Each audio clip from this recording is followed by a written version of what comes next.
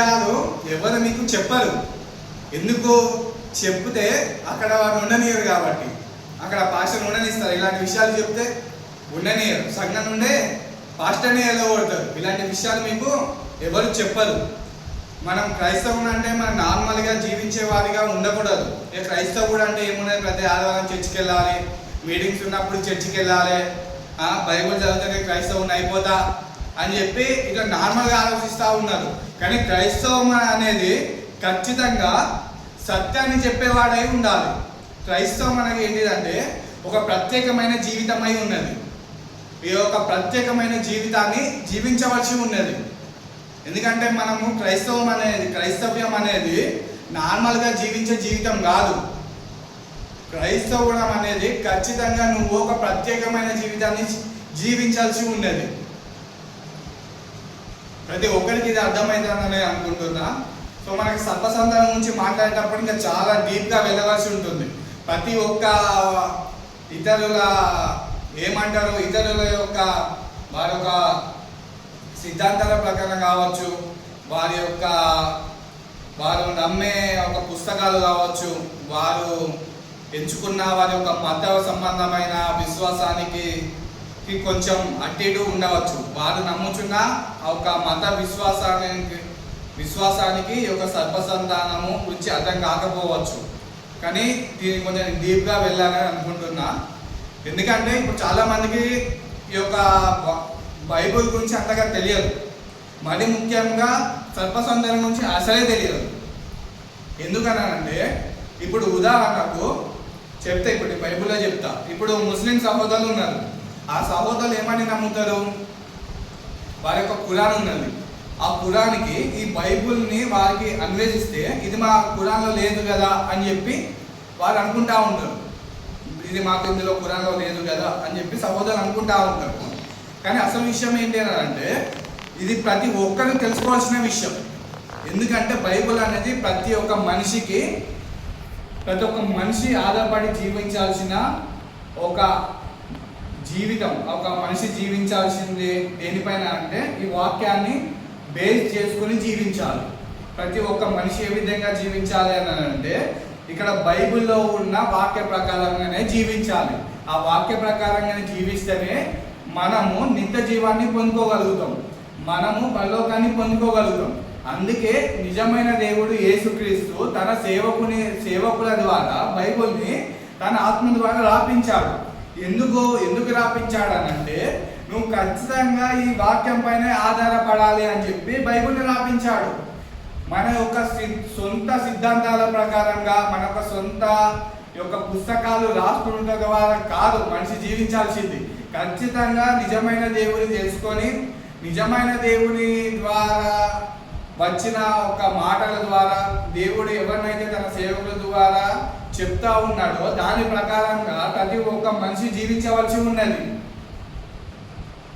అలా జీవిస్తేనే మనకు పరలోకం, అలా జీవిస్తేనే మనకు నిత్య జీవం. దీని ద్వారా మాత్రమే మనకు సుఖ సంతోషాలు ఉంటాయి. దీని ద్వారా మాత్రమే మనకు సమాధానం ఉంటుంది. దేవునికి మనకు సమాధానం ఎక్కడ ఉన్నదంటే కేవలం ఇంకో బైబిల్లోనే ఉన్నది. అందుకనే యేసుక్రీస్తు ఆయన పొందిన దెబ్బల వలన, ఆయన పొందిన గాయము వలన మరియు దేవునికి మనకు మధ్య సమాధానాన్ని తీసుకొని వచ్చాడు. దేవుని ద్వారా ఏం జరుగుతుంది బ్రదర్ అంటే దేవుని ద్వారా మాత్రమే నీకు సంతోషం, దేవుని ద్వారా మాత్రమే నీ ఆత్మకు తృప్తి ఉంటుంది. నీ ఆత్మకు తృప్తి ఒక మందు ద్వారా ఉండదు. నువ్వు తాగుదాం అనుకున్నా కూడా దాని ద్వారా తృప్తి ఉండదు. మరి ఏ ఇతర కార్యం ద్వారా నీకు తృప్తి ఉండదు. కేవలము దేవుని ఆత్మ ద్వారానే నీ ఆత్మకు తృప్తి ఉంటుంది. కేవలం దేవుని ఆత్మ ద్వారా మాత్రమే. నువ్వు ఏ ఇతర కార్యం చేసినా నీకొక ఆత్మకు తృప్తి ఉండదు. ఎగ్జాంపుల్ చెప్పాలంటే ఒక తాగుబోతోడు ఉన్నాడు. వానికి ఏమనిపిస్తుంది, తాగితే నా బాధలన్నీ మర్చిపోతాడు అనుకుంటాడు. తాగితే నా బాధలన్నీ మర్చిపోతాడు, నాకు మైండ్లో ఏమి ఉండదు, మంచి సంతోషంగా ఉండొచ్చు, సుఖంగా ఉండొచ్చు అని అనుకుంటా ఉంటాడు. కానీ అది తప్పు. ఎందుకంటే నీ యొక్క ఆత్మకు తృప్తినిచ్చేది ఎవరంటే కేవలము దేవుడే. ఎందుకంటే దేవుని వద్ద నుండి వచ్చిన ఆత్మకు తృప్తిచ్చేవాడు దేవుడే. ఇంకొకటి ఏమనుకుంటారు, మంచిగా ఎంజాయ్ చేయాలి, ఆదివారం వస్తే వీకెండ్ వస్తే మనం మంచిగా ఎంజాయ్ చేయాలి, మనం అటు వెళ్ళాలి లేదా ఇటు వెళ్ళాలి, ఏదో ఒక టూర్ ప్లాన్ చేసుకోవాలి అని చెప్పి ఇట్లా ఆలోచిస్తారే తప్ప వాళ్ళకు నిజమైన తృప్తి ఆ టూర్కి వెళ్తూనే ఉండదు, లేదా ఇంకో టూర్కి వెళ్తే కానీ ఉండదు. వీకెండ్ వస్తే నువ్వు ఖచ్చితంగా దేవుని యొక్క సన్నిధిలో ఉండాలి. దేవుని యొక్క సన్నిధిలో మాత్రమే నీకు ఒక సంతోషం ఉంటుంది, దేవుని యొక్క సన్నిధిలో మాత్రమే నీకు ఆనందం ఉంటుంది, దేవుని యొక్క సన్నిధిలో మాత్రమే నీకు దీర్ఘశాంతం ఉంటుంది, దేవుని యొక్క సన్నిధిలో మాత్రమే నీ ఆత్మ తృప్తి ఉంటుంది, దేవుని యొక్క సన్నిధిలో మాత్రమే నీకు దేవునికి మరియు సమాధానం ఉంటుంది. కాబట్టి నువ్వు సమాధాన పరచువాడిగా ఉంటావు ఈ లోకంలో. ఇలాంటి విషయాలన్నీ నాకు ఇప్పుడు ఈ వర్తమానం రావు కాబట్టి ముందుగానే చెప్తా ఉన్నా. ఎందుకంటే ఇలాంటి విషయాలు కూడా ఎవరు చెప్పరు. ఇప్పుడు వర్తమానంగా ఒక టాపిక్ తీసుకుంటే దాంట్లోనే వెళ్ళి అది ముగిస్తారే తప్ప ఇలాంటి విషయాలు ఎవరు చెప్పరు మీకు. ఎందుకంటే నేను ఎంతోమంది యవనస్తులను చూసిన, నేను యవనస్తున్నే, ఎంతోమంది యవనస్తులు చెడిపోతుంటే చూసిన వాడిని నేను. హాస్పిటల్ చుట్టూ తిరుగుతూ ఉన్నారు, వాళ్ళ యొక్క జీవితాలు డ్రగ్స్ వాడిన వాళ్ళు ఉన్నారు, గంజాయి తాగిన వాళ్ళు ఉన్నారు. నేను చూసిన నా ఫ్రెండ్సే గంజాయి. ఎందుకంటే నేను ఒక అన్న ఉన్నాడు, ఒక సహోదరు ఉన్నాడు, ఆయన గంజాయి అమ్ముతానే తీసుకున్నాడు. మా ఒక సహోదరు ఉన్నాడు, అతనికి తప్పని చెప్పిన వాడిని నేను. నా ఒక సహోదరుడు, నా ఒక స్నేహితుడు తాగుతుంటే ఇప్పటికీ హాస్పిటల్ బాగా తిరుగుతూ ఉన్నాడు యవనస్తుడు. నేను చెప్పేది యవనస్తులు ఖచ్చితంగా ఈ విధంగా ఉండాలని చెప్పి. ఎందుకు వాళ్ళ ఒక సొంత తల్లిదండ్రులు కూడా అతను కాలేజీకి వెళ్తున్నాడని అనుకుంటున్నాడు తప్ప అతను చేసే పనులు నేను చూసిన, కళ్ళారా చూసిన. నేను యవనస్తుడు చెడిపోతుంటే చూసిన, నేను డ్రగ్స్ తీసుకుంటే చూసిన, నేను గంజాయి తాగుతుంటే కూడా చూసిన. యవనస్తుడు ఎట్లా చెడిపోతున్నాడో నేను చూసిన నా జీవితంలో. అలాంటి జీవితాలను నేను ఖచ్చితంగా దగ్గర నుండి చూసి అతనికి ప్రార్థన చేసి వచ్చిన వాడిని నేను. మరియు యవనస్తులు ఇప్పుడు లవన్ని మెయింటైన్ చేస్తూ ఉన్నారు. ఎవరు నేర్పించిండు ఇట్లా లవన్ని మెయింటైన్ చేయడం అని? యవనస్తులు లవన్ని మెయింటైన్. ఇప్పుడు వాళ్ళు ఏమనుకుంటున్నారు, తల్లిదండ్రులు వాళ్ళు కాలేజీకే వెళ్తున్నారని చెప్పి అనుకుంటా ఉన్నారు. కానీ వాళ్ళు ఏం చేస్తున్నారు, సినిమాలకు వెళ్తా ఉన్నారు, టూర్కి వెళ్తా ఉన్నారు. ఇవన్నీ ఎక్కడ నేర్పిస్తూ ఉన్నారు? ఇది ఖచ్చితంగా చెప్పాలి కాపాళ్ళు, ఖచ్చితంగా పాస్టర్లు ఇలాంటి విషయాలు చెప్పరు వాళ్ళు, ఇలాంటి విషయాలు చెప్పరు వాళ్ళు. ఎందుకంటే నేను చూశాను, కళ్ళారా వాళ్ళు చేస్తున్న పనులను చూశాను, మళ్ళీ వారికి హెచ్చరించినా కూడా వాళ్ళు ఇప్పుడు కొంతమంది నా స్నేహితులు నా మాట విని కొంతమంది యూఎస్ఏకే వెళ్ళిళ్ళు. ఇప్పుడు వాళ్ళు మాస్టర్ చేస్తున్నారు యూఎస్ఏలో. వాళ్ళు విన్నారు, కొంతమంది నా మాట విన్నారు. చాలామంది నేను చెప్పినప్పుడు నా స్నేహితులు విన్నారు. ఖచ్చితంగా వాళ్ళు మారిన వాళ్ళు కూడా ఉన్నారు. వాళ్ళు మారి ఇప్పుడు యూఎస్ఏలో మాస్టర్ ఒకటి చేస్తున్నారు. ఇంకొంతమంది మా ఒక స్నేహితులు సిగరెట్కు బానిసలై సిగరెట్ తాగుతూ ఉన్నారు. వాళ్ళు కూడా కాబట్టి మా ఒక ముస్లిం సహోదరులు వాళ్ళు సిగరెట్కి అలవాటు అయినప్పుడు నేను చూసిన.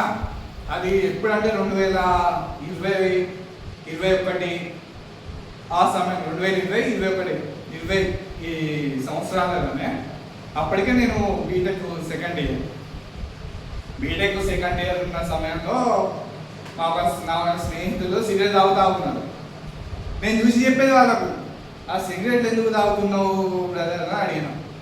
అడిగితే ఇప్పుడున్న ప్రతి స్టైల్తో తాగుతాను. ఇప్పుడు అది తాగకపోతే ఎట్లుంటుంది, ఇప్పుడున్న స్టైల్ అది. ఖచ్చితంగా మనం తాగాలి. ఎప్పుడు వస్తుందంటే మనకు ఆ మాత్రం ఎంజాయ్ ఉండాలని చెప్తా ఉన్నాడు. అయితే నేనన్నా, ఈ ఇంట్లో ఈ విషయం తెలుసా అని అడిగిన. ఇంట్లో నువ్వు సిగరెట్ తాగుతున్నావు కదా, ఇంట్లోనే తాగు, మీ తల్లిదండ్రుల ముందు ఇంట్లోనే తాగు, బయట ఎందుకు ఎక్కడో తాగేది? మంచి విషయం అయితే మరి ఇంట్లోనే తాగరాదు అని చెప్పి నేను అడిగితే బ్రదర్ అంటున్నాడు, ఇవి ఎట్లయితే తాగుతున్నది, ఇంట్లో తెలిస్తే బాగుంటుంది కదా, ఇంట్లో తెలిస్తే వాళ్ళు తిరుగుతారు కదా అని అంటాడు. మరి అంత తెలిసినప్పుడు నేను తాగుతున్నావు అంటే నీకు తెలుసు అది సిగరెట్ తాగకూడదు అని, అయినా నువ్వు తాగుతున్నావు అంటే, నువ్వు తాగుతున్నావు అని అంటే దాని ద్వారా నీకు తృప్తి వస్తున్నారా? దాని ద్వారా నీకు తృప్తి రాదు. ఎందుకంటే యవనస్తులకు దేని ద్వారా తృప్తి రాదు. నేను కూడా చెప్తున్నా, ఒక యవనస్తులుగా చెప్తున్నా, దేని ద్వారా నీకు తృప్తి రాదు. సిగరెట్ తాగుతున్న ద్వారా తృప్తి వస్తుందా? రాదు. డ్రగ్స్ వేసుకుంటే తృప్తి వస్తుందా? రాదు. ఒకవేళ గంజాయి తీసుకుంటే నీకు వస్తుందా తృప్తి అంటే? రాదు. ఒక సినిమాలకు వెళ్ళి హీరో లెక్క స్టైల్ చేసుకుంటా, హీరో లెక్క నేను జీవిస్తా, స్టైల్ మెయింటైన్ చేస్తా, హీరో లెక్క బండ్లు నడుపుతా, రేసింగ్లు చేస్తా, సినిమాలు చూస్తా అని చెప్పి దాని ద్వారా నీకు తృప్తి వస్తుందా అంటే రాదు. సరే మరి నేను సీరియల్ ద్వారా నాకు తృప్తిని వస్తుందా అంటే దాని ద్వారా కూడా నీకు తృప్తి రాదు. దేని ద్వారా నువ్వు నీ ఆత్మ తృప్తి పరచలేవు. కేవలం యేసుక్రీస్తు ద్వారా మాత్రమే నువ్వు తృప్తి పరచగలుగుతావు. ఎందుకంటే యేసుక్రీస్తు వారు అంటారు, దప్పిగొని వాళ్ళారా నా యొద్దకు రండి అని. దప్పిగొంచున్న ప్రతి ఒక్కరికి కూడా తృప్తి పడాలంటే నువ్వు ఖచ్చితంగా క్రీస్తు యుద్ధకు రావాలి. ఎందుకంటే క్రీస్తు ఒకటి, ఇంకొకటి క్రీస్తు విరోధి ఆత్మ. రెండు ఆత్మలు పనిచేస్తూ ఉన్నాయి. ఇప్పుడు యవనస్తులు రెగ్యులర్గా చర్చికి వెళ్తూ ఉంటారు. ప్రతి ఆదివారం చర్చికి వెళ్ళి యవనస్తులు ప్రతి ఆదివారం చర్చికి వెళ్ళి మళ్ళీ సోమవారం నుండి శనివారం వరకు అవే కార్యాలు. ఇది ఏ ఆత్మ బ్రదర్ అని అంటే ఖచ్చితంగా ఇది క్రీస్తు విరోధి ఆత్మ. క్రీస్తు విరోధి ఆత్మ అతనిలో ఉన్నది. ఎందుకు బ్రదర్ అంటే అతడు మండే నుండి సాటర్డే వరకు చేసే కార్యాలన్నీ ఇవే కదా. వాక్యానికి వ్యతిరేకమైన కార్యాలన్నీ చేసుకుంటూ నేను క్రైస్తవుని చెప్పుకుంటే అతనిలో ఉన్నది క్రైస్ట్ స్పిరిట్ కాదు, అది యాంటీ క్రైస్ట్ స్పిరిట్, క్రీస్తు విరోధి ఆత్మ. అది ఇప్పుడు నేను బైబిల్లో చూపించబోతున్నా. మీకు ఖచ్చితంగా ఇలాంటి విషయాలు గ్రహించాలి, ఇలాంటి విషయాలు నేర్చుకోవాలి. ఇక్కడ ఏ పాస్టర్ చెప్పాడు, ఎందుకంటే వాడు ఒకవేళ చెప్పినా కూడా ఇట్లాంటి అది పులిపీట ఎక్కినంత వరకే. పులిపీట దిగిన తర్వాత వాడి జీవితం చూసుకుంటే కనబడదు మీకు. వాని యవ్వన జీవితంలో చూడండి, వాని యవ్వన జీవితంలో ఎంతసేపు దేని వాక్యం చెప్పి పులిపీట దిగిన తర్వాత వాక్యానికి వ్యతిరేకమైన జీవితమే కనబడుతుంది నీకు. ఎందుకంటే నేను చూసిన బ్రదర్, సోదరుడా, నేను చూసిన వారి జీవితాలను, అది ఎంతసేపు వాడు పులిపీట ఎక్కినాకనే ఉంటుంది. వాడు ఎట్లుంటాడు అని అంటే ఉరుములు మెరుపులు అన్నట్టే ఉంటుంది వాని వాక్యం. కానీ పులిపీట దిగిన తర్వాత ఆ విధంగా ఉండదు. పులిపీట దిగిన తర్వాత వీడు ఎంతసేపు చెప్పిన ఆ వాక్యం ఉన్నదో ఆ వాక్యానికి వ్యతిరేకంగా వీడు చేస్తాడు. మళ్ళీ వాడి సంఘంలో వచ్చే ప్రతి ఒక్క విశ్వాసం చేసినా కూడా వీడే ప్రోత్సహిస్తూ ఉంటాడు. ఇవన్నీ నేను చూశాను. నా ప్రియమైన సోదరుడా, మోసపోకు. యవ్వనస్తులు అందరినీ నాశనంలోకి నడిపిస్తున్నారు వాళ్ళు. నేను ఇవన్నీ ఎందుకు చెప్తున్నానంటే మీ యొక్క క్షేమం కొరకే చెప్తున్నా. నేను సంఘము క్షేమాభివృద్ధిలోకి చెందాలంటే ఖచ్చితంగా పాస్టర్లో దేవునాత్మ ఉండాలి. ఖచ్చితంగా దేవునాత్మ ఉండాలి. ఎందుకంటే క్రీస్తాత్మ నీలో ఉంటేనే క్రీస్తు విరోధి యొక్క ఆత్మ యొక్క పనులను, కార్యాలను నువ్వు గుర్తించగలుగుతావు. లేదు ఇదే మా జీవితం, మేము ఇలానే వెళ్తాం, ఆ బ్రదర్ ఏం చెప్పినా మేము పట్టించుకోము, ఆ బ్రదర్ చెప్పేది మాకు అర్థమైతే లేదు, ఆ బ్రదర్ చెప్పేది కొంచెం మాకు అర్థం అవడం లేదు, లేదా నన్ను స్లిప్ అవుతా ఉంది అని చెప్పి నువ్వు మొండిగా పోయినావనుకో, నువ్వు ఖచ్చితంగా నశించిపోతావు. ఎందుకంటే దేవుడి యొక్క సొంత వాక్యం అని చెప్తున్నామంటే ఇక్కడ నేను చెప్తున్నానంటే నా సొంత వాక్యం కాదు, నా సొంత జ్ఞానం కాదు. ఇది ఖచ్చితంగా దేవుని యొక్క సేవ, ఇది ఖచ్చితంగా దేవుని యొక్క పని. ఇది నేను చేయాల్సిన పని కాదు. దేవుడే తన పని చేసుకుంటూ వెళ్తూ ఉంటాడు. ఇది నేను వద్దు అని చెప్పి పక్కకి జరిగినా కూడా ప్రతి ఆదివారం నన్ను నిలబెట్టుకొని నన్ను ప్రేరేపించి ఇక్కడ బోధిస్తాడు. ఇది దేవుడు చేసే కార్యమై ఉన్నది. ఇది నా సొంత జ్ఞానం ద్వారా కాదు, నాకు సొంత తెలివితేటల ద్వారా కాదు, నాకు సొంత ఒక ఏమున్నా కానీ దేని ద్వారా చేసే పని కాదు ఇది. ఆదివారం వచ్చిందంటే ప్రతి ఒక్క సేవకుడిలో ఒక ఉజ్జీవం అని ఉంటుంది, ఒక మంట అనేది ఉంటుంది. ఆ మంట ద్వారా మాత్రమే ఒక నాలాంటి సేవకుడు ఈ విధంగా ఒక ప్రేరేపణ ద్వారా మంట ద్వారా ఇక్కడ నిలబడి మీకు బోధిస్తూ ఉంటాడు. ఈ యొక్క ప్రపంచానికి సువార్త ప్రకటిస్తూ ఉంటాడు. ఎందుకు అనగా దేవుని యొక్క మంట అనేది ఒక హృదయంలో ఆ విధంగా ఉండిపోతుంది. మనం ఏమనుకుంటాము, సొంతంగా సేవ చేయాలనుకుంటున్నాడా ఒక సహోదరుడు, అతడు సొంతంగా సేవ స్థాపించి చేయాలనుకుంటున్నాడు, దాని ద్వారా తను చూపించాలనుకుంటున్నాడు అని నాలాంటి సేవకుని అనడం అది నీ యొక్క మూర్ఖత్వమే అవుతుంది. ఎందుకంటే నా జీవితంలో నేను యవ్వనస్తులుగా ఉన్నప్పుడు నేను చూసుకుంటూ వచ్చాను ప్రతి కార్యాన్ని. నేను అక్కడ చూసుకుంటూ వచ్చాను కాబట్టి ఈ రోజున దేవుడు నన్ను నిలబెట్టుకొని మీకు ఒక సాక్షులుగా ఉండేందుకు, మీకు ఒక సాక్ష్యముగా ఇవ్వతందుకు నా జీవితాన్ని నిలబెట్టుకున్నాడు. ఈ రోజున నేను ఎంతో మంది సంఘాలలో చూశాను, ఎంతో మంది యవ్వనస్తులను చూశాను. ప్రతి ఒక్క కార్యం గురించి నాకు తెలుసు. ఎందుకంటే నేను చిన్నప్పటి కాలేజీలో ఉన్నప్పటి నుంచే చూశాను. నేను కాలేజీలో ఉన్నప్పటి నుండి, కానీ ఎప్పుడు కూడా నేను చెడ్డ వాళ్ళకి వెళ్ళలేదు, ఎప్పుడు కూడా నేను ఒకరిని మోసం చేసినట్టు కూడా లేదు. నేను ఎప్పుడు దేవుని వాక్యం పైన ఆధారపడ్డాను. ఇప్పటి వరకు నాకు ఒక్కని ద్వారా నేను సహాయం తీసుకోలేదు. ఇప్పటి వరకు దేవుని వాక్యం పైన ఆధారపడ్డా. ఇప్పుడు ఇలా నిలబడి నేను బోధిస్తున్నానంటే కేవలం అది దేవుని యొక్క కృప ఉన్నది. అది దేవుడిని నమ్ముకున్న తన సేవకుడు దేవుడే నిలబెట్టుకుంటాడు. దేవుడు తన సేవకులను ఏ విధంగా నిలబెట్టుకోవాలో ఆ విధంగా నిలబెట్టుకుంటాడు. అందుకు నేనే ఒక ఉదాహరణ. ఆదివారం వచ్చిందంటే నేను చెప్పాలని కాదు, కానీ దేవుడే కన్నా నిలబెట్టుకొని చెప్తా ఉన్నాడు. ఇది నా సొంత తెలివితేటల ద్వారా కూడా కాదు, నా సొంత జ్ఞానం ద్వారా కూడా కాదు, ఏదో నేను చెయ్యాలి నేను చెప్పాలి అని కూడా లేదు. ఎందుకంటే నా సొంత తెలివితేటల ద్వారా నాకు ఈ వాక్యం చెప్పనా అవసరం లేదు. ఇదంతా నా హృదయంలో ఉంచింది ఎవరంటే స్వయంగా దేవుడే. దేవుని ఆత్మ ఏ విధంగా ఉండాలి, దేవుని ఆత్మ ముందుకున్న వాళ్ళు ఏ విధంగా జీవిస్తారు, దేవుని యొక్క నిజమైన మాటలు ఎట్లా గ్రహించగలగాలి అని చెప్పి దేవుని యొక్క గ్రహింపు నాకు అచ్చుడి ద్వారా దానిని మీరు కూడా గ్రహించండి అని చెప్పి నేను ఇక్కడ నిలబడి బోధిస్తున్నా మీకు. అంతేగాని నా ఒక సొంతంగా వీడియో తీయాలి అప్లోడ్ చేయాలి అని చెప్పి నాకంటూ సొంత తెలివితేటల ద్వారా బోధించేది కాదు. ఇది నా సొంత జ్ఞానం ద్వారా బోధించేది కాదు. నేను ఇప్పటివరకు చెప్పినట్టుగా ఇది పేతురు చెప్తూ ఉన్నాడు. ఇది ఉదయం యొక్క ప్రేరేపణ ద్వారా కలిగిన లేఖనాలను బోధించేవాడే ఉండాలి. ఇదంతా ఎవరు కలుగజేస్తాడు? ఇదంతా దేవుడు కలుగజేస్తాడు మనకు.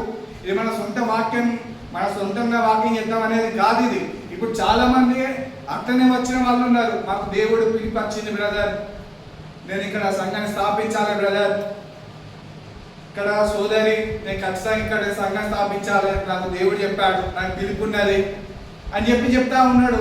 చెప్పి సంఘాన్ని స్థాపించి ఈ రోజున వాళ్ళు సంఘం విశ్వాసులను నడకలోకి నడిపిస్తా ఉన్నాడు. ఇవన్నీ నేను చూశాను. ఎంతో మంది యవనస్తులు ప్లస్ ఈ యొక్క సోదరులు కూడా, స్త్రీలు కూడా, తిమోతి రాసిన పత్రికలో ఉంటుంది, కావాలంటే మీరు చదవండి. అక్కడ తిమోతి రాసిన పత్రికలో స్త్రీలు మౌనంగా ఉండవాలనే తప్ప ఉపదేశించుటకైనను తన ఒక పురుషుని పైన అధికారం చేయుటకైనను నేను మీకు వీళ్ళు ఇవ్వను అని అంటున్నాడు. దానిని మీకు ఇవ్వలేదంటా ఉన్నాడు. కానీ ఇవన్నీ వాక్యానికి వ్యతిరేకం. ఇవన్నీ నేను ఇక్కడ నిలబడి ఎందుకు చెప్తున్నా? ఎందుకంటే ఇది దేవుని వాక్యం కాబట్టి, ఇది నిజంగా సత్యం కాబట్టి, ఉన్నది ఉన్నట్టుగా బోధించేవారు కావాలి కాబట్టి నేను చెప్తా ఉన్నా. ఇదంటే దేవుని మంట. ఇప్పుడు చాలా మంది ఇట్లా బోధించే వాళ్ళు ఉన్నారు. వాళ్ళు పులిపిడి వరకే ఈ విధంగా బోధిస్తారు. పులిపిడికి దిగిన తర్వాత అతని జీవితాన్ని చూడండి. అతని జీవితం కనబడదు మీకు వాక్యం. ఇప్పుడు బోధించాడు కదా ఎంత పులిపిడి ఎక్కి ఉడుములు మెరుపుతోటి, వాడిని జీవితంలో కనబడదు. దేవుని వాక్యం అస్సలు కనబడదు. వాడి నోటి ద్వారా తన జీవితం ద్వారా దేవుని వాక్యాన్ని నెరవేర్పు చేసినట్టుగా మీకు కనబడదు. దేవుని లేఖనం అతని జీవితంలో నెరవేర్పు జరిగిందా బ్రదర్? దేవుని యొక్క లేఖనాల యొక్క నెరవేర్పు, దేవుని లేఖన యొక్క అనుభవాలు అతను కాపాడి జీవితాల్లో కనబడ్డాయా అని చెప్పి చూడు. నువ్వు అక్కడ కనబడదు నీకు. నేను రాసిస్తా, నీకు కనబడుతుందని నాకు చెప్పమను. నేను రాసిస్తా మీకు కనబడుతుందా అని చెప్పి. కనబడదని చెప్పి రాసిస్తా నేను, కనబడదు అక్కడ. ఈ విధంగా నేను ఎందుకు బోధిస్తున్నానంటే నేను చూశాను బ్రదర్, నా ప్రియమైన సోదరుడా సోదరి, నేను చూశాను వాళ్ళ యొక్క జీవితాన్ని. ఇలాంటి విషయాలు నేను వర్తమానము చెప్తున్న సమయంలో రాదు కాబట్టి ముందుగానే ఇట్లాంటి విషయాలలో నేను హెచ్చరిస్తున్నా. కాబట్టి నా ప్రియమైన సోదరుడా, మీరు ఖచ్చితంగా ఇలాంటి విషయాలను గ్రహించాలి. ఎందుకంటే ఎంతోమంది నశించిపోతా ఉన్నారు. నేను చూశాను బ్రదర్, నా కళ్ళ ద్వారా నేను చూశాను. దేవుడు తన ఒక భారం మన పైన, మనకి ఏ విధంగా చింత ఉన్నదో దేవుడు కూడా అదే విధంగా చింత ఉన్నది తన పిల్లల పైన. ఆ చింత, ఆ ఒక బాధ, ఆ ఒక భారం, అవన్నీ ఇప్పుడు మనం కూడా చింతించవలసి ఉన్నది దేవుడి యొక్క సేవలో. ఖచ్చితంగా బ్రదర్, దేవుడు మన జీవితంలో కార్యం చేస్తాడు. మనం శరీర సంబంధంగా ఆలోచించద్దు. వాక్యం చెప్తా ఉంది, పౌలుగా చెప్తా ఉంటాడు, మీరు ఆత్మ సంబంధులైన వారే తప్ప ఇంకెంత మాత్రము శరీర సంబంధమైన వారు కారు. శరీర సంబంధమైన వారు ఎప్పటికీ ఏం తిందుమా, ఏం ధరించుకుందామా, ఏమి తాగుదామా అని చెప్పి ఎంతసేపు అదే ఆలోచిస్తూ ఉంటారు. ఒక్కసారి నువ్వు దేవుని ఆత్మలో జీవించినట్లయితే, ఒక్కసారి దేవుని ఆత్మకు నువ్వు జన్మించినట్లయితే మీ యొక్క స్వభావం అనేది దేవుని యొక్క స్వాభావికమైన స్వభావం నీలోనికి వస్తుంది. దేవుని యొక్క స్వాభావికమైన స్వభావం అంటారు అది. నువ్వు తిరిగి జన్మించిన